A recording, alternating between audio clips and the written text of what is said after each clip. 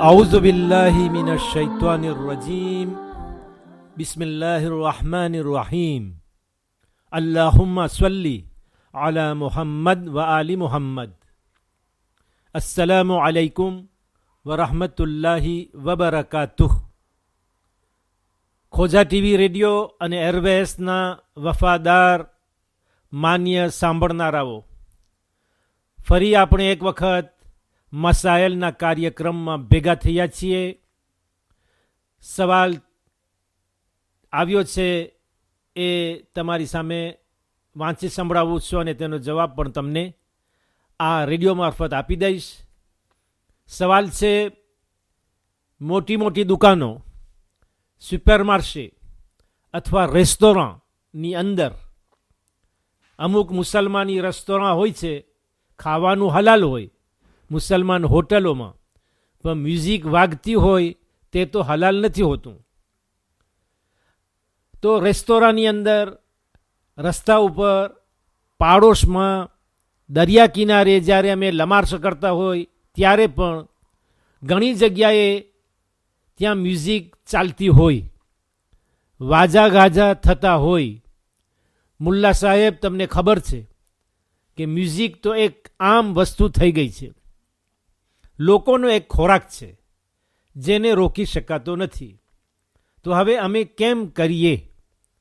અમે મ્યુઝિક સાંભળતા નથી, પણ કાનમાં તેનો અવાજ આવતો હોય. ઘણી વખત એવું પણ થઈ જાય કે કોઈ મ્યુઝિક આપણું ધ્યાન ખેંચી લે. આપણે પણ ઇન્સાન છીએ, આપણા હાથ પગ ચાલવા માંડે, ઘણા ગાયનના શબ્દો દિલમાં પેશી જવાવાળા હોય.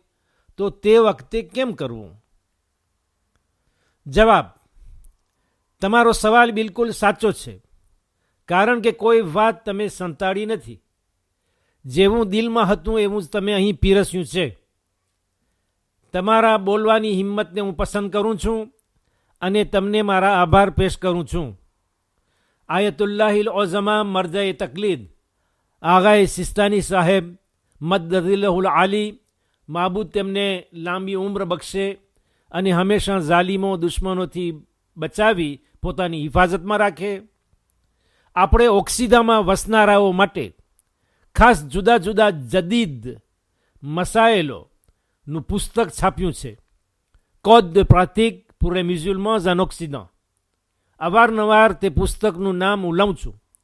તેની અંદર પાજ 394 394 નંબર, પાજ 394 અને ફતવો નંબર 548 548 548 નંબરનો આ મસાયલની અંદર ફરમાવે છે.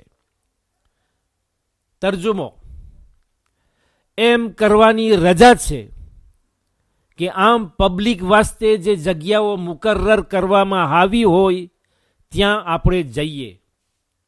એમ કરવાની રજા છે કે આમ પબ્લિક વાસ્તે જે જગ્યાઓ મુકર્રર કરવામાં આવી હોય ત્યાં આપણે જઈએ.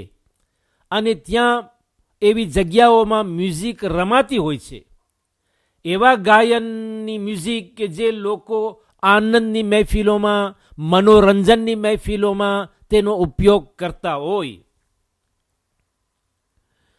એવી શરતની સાથે આપણે ત્યાં જઈ શકીએ છીએ, એવી જગ્યાઓમાં કે તેના તરફ બિલકુલ પોતા વતી ઈરાદાપૂર્વક ધ્યાન દેવામાં ન આવે.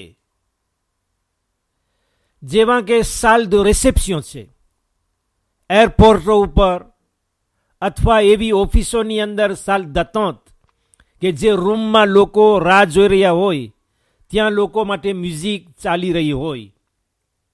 જેવા કે જર્દાન પબ્લિક છે, હરવા ફરવાની જગ્યાઓ, રેસ્ટોરન્ટ, કાફે અથવા એના જેવા બીજા સ્થાનો જે પબ્લિક જગ્યા હોય, જ્યાં જનતા માટે હોય, બધાય માટે હોય. એવી જગ્યાઓ કે જ્યાં ગાયન મ્યુઝિક ચાલી રહ્યા હોય, કાનમાં તેનો અવાજ આવી રહ્યો હોય છે કે જે વસ્તુ અસલમાં હરામ છે, પરંતુ તેના તરફ આગા કહે છે, પરંતુ તેના તરફ ઈરાદાપૂર્વક પોતાની રાજી ખુશીથી ધ્યાન આપવામાં ન આવે. આગળનું કહેવું છે મારી સમજ પ્રમાણે કે આપણે બહેરા નથી અને કાન ઉપર પડદા પણ નાખી શકતા નથી. આપણે મ્યુઝિક વચ્ચે ઘેરાયેલા રહીએ છીએ. તો બે ચીજમાં ફરક છે તેનો ખ્યાલ રાખશો. કાનમાં અવાજ આવવો અને ધ્યાનથી સાંભળવું. યાને entendre એ écouterમાં જમીનો આસમાનનો ફરક છે. કાનમાં અવાજ આવે તો તેનો અર્થ નથી કે આપણે તેના તરફ કાન રાખીને સાંભળીએ છીએ. જેમ કે કોઈ ગાળું આપે, અપશબ્દો બોલે, on entend mais on n'écoute pas. હવે સુપર માર્કેટમાં તમે ખાસ તે મ્યુઝિક અથવા ગાયન સાંભળવા જાઓ ત્યાં તમે પગલાં માંડો, કારણ કે સારી મ્યુઝિક ત્યાં વાગી રહી છે, સારા ગાયનોનો અવાજ કાનમાં આવી રહ્યો છે. ખાસ એ સાંભળવા જાઓ. ક્લીમની ઠંડી હવામાં તમારા કાનોને તમે ખુશ કરી રહ્યા હોય તો તે વખતે હરામ થઈ જશે. પણ ત્યાં અગર માલ ખરીદવા ગયા હોય અને કાનમાં અવાજ આવતો હોય તે તરફ તમે ધ્યાન ના આપો. કાંઈ વાગે છે કે નથી વાગતું એ તમને કાંઈ ખબર નથી. શું વાગી રહ્યું છે, શું અવાજ આવી રહ્યો છે તેના તરફ તમે તમારા કાન ધરતા નથી. તમારા કાનને તે સાંભળવાથી બચાવો તો તેમાં કોઈ વાંધો નથી. અત્યારે તમે મુલ્લા નિસાર હુસૈન રાજપારને સાંભળી રહ્યા હતા. તમારો આભાર. અલ્લાહ હાફિઝ અને વાલેકુમ સલામ વરહમતુલ્લાહિ વબરકાતુહ.